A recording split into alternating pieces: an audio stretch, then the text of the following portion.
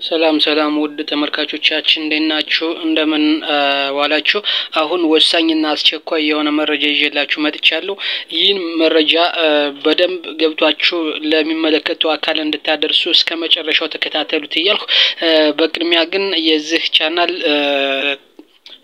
ቻናል ተደራሽ እንዲሆንና ትክክለኛው መረጃ በሰዓቱ በፍጥነት ለመላው አማራ ለመላው ተጠቂ ኃይል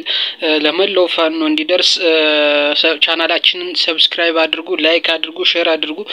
አሁን ወደ መረጃው ሲሄድላችሁ ሰሞኑን በጎጃም ክፍለ ሀገር በምስራቅ ጎጃም ማለት ነው እናርጅና እናውጋላይ በደብረ ወርቅ ከተማ እንግዲህ የተመስገን ጥሩነህና የአረጋ ከበደ አካባቢ ነው ብርሃኑ ጁላ ሩዋንዳ ባለበትና አብይ ወደውጭ በሄደበት እንግዲህ በጣም አመኔታን ለማግኘትና ተቀባይነት ለማግኘት በኦዴድ ላይ ከፍተኛ ተቀባይነትና እምነትን ለማግኘት ብሎ እንግዲህ የተወለዱበትን አካባቢ መደብደባቸው ይታወቃል ይህን ያደረጉት ደግሞ የጎጃም ላይ ያለው የስኳዱ መሪ የሆኑት የጎጃሙ የስኳድ መሪ የሆኑት እንግዲህ በተመስገን ጥሩነህ እንደሚመራ በተደጋጋሚ ነገር ይህ ጎጃም ላይ ያለውን የስኳድ የሚመሩት ተመስገን ጥሩነህና አረጋ ከበደ በእናቢ ከፍተኛ ተደራሽነት ከፍተኛ ታማኝነት ኑሯቸው ከጎጃም ከስልጣናቸው እንዳይነሱ እንግዲህ የጎንደሩ የደቡብ ጎንደር ላይ ያለው ስኳድና የጎጃሙ ምስራቅ ጎጃም ላይ ያለው ስኳድ እርስ በርሱ በጣም ማይስማማ ነው ስለዚህ አሁን ጎጃም ላይ ያለው ስኳድ እንግዲህ ደቡብ ጎንደር ላይ ያለውን ስኳድ ከስራ ማሰናበቱን ተከትሎ እንግዲህ ባድማ ብተናና በሚሊሻ መካከለ እንግዲህ የራሳቸውን ጎራ ይዘው የጎጃሙ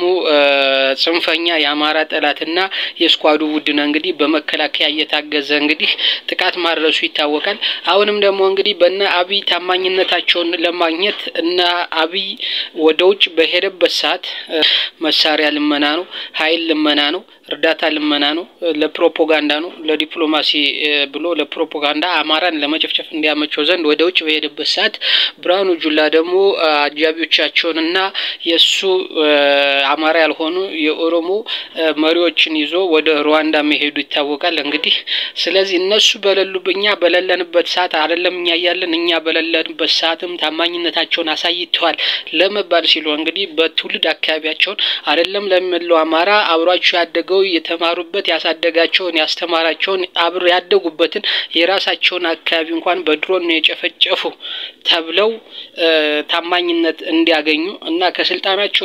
ለማወረድ ሲሉ እንግዲህ መጨፍጨፋቸው ይታወቃል ከ100 200 ይበልጣሉ እንግዲህ ተብሎ ነው የሚገመተው እስካሁን የተገኘው ሬሳ 138 አካባቢ ደርሷል ከ200 ይበልጣሉ ነው እንግዲህ ተብሎ የሚገመተው አይና እንግዲህ ራስ በርሳቸው በመደወል ተመስገን ላረጋ በመደወል እዛ አካባቢ እዚህ የሚመጡበትን ቦታ ተቆመው እዚህ አካባቢ ዘመዶች ካሉ አስወጣቸው አካባቢውን ይልቀቁ ብሎ እንግዲህ ከነገረው በኋላ አይን ጥቃት አድርሷል ነገር ግን ይህም ቢሆን ምንም ቢሆን እንግዲህ አንዳንድ የንጹሃን ደግሞ ይፈርዳልና አረጋ ከበደ የራሱ ዘመዶችንም በድሮን ጨርሷል ማለት እንግዲህ ይሄ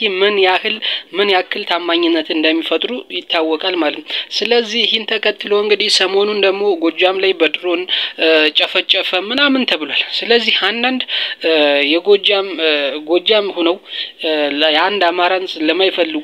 በባዴን የሚከፈላቸው የጎጃም አክቲቪስቶች ጎንደሮች ደበደቡን እንደዚህ ምናምን የሚሉ አሉ ጎንደሮች የተበቀሉን ነው ከስልጣን ከመልቀቅ ይልቅ ጎጃምን ጨርሰ ነው ምንለቅ ይያሉ የድሮን ማታ ወርደውብን ይያሉ ሲያስተጋቡ ነበር ጎንደርን ሊጨፈጭፉት በድሮን ሰሞኑን ጎጃም ላይ ቆይቷል አሁን ደግሞ እንግዲህ ምንድነው ማወቅ ያለባችሁ ባለፈው ጎንደር ላይ ጨፈጨፋል ስንት 30 ምናምን ሰው ጎንደር ላይ ጨፈጨፉ አሁን በመቶዎች ጎጃም ላይ ጨፈጨፉ አሁን ደግሞ ጎንደር ላይ ለመጨፍጨፍ ባህር ዳር ላይ ያለው አድማ ብተና ሙሉ በሙሉ ለቆ ወደ ጎንደር ተጉዟል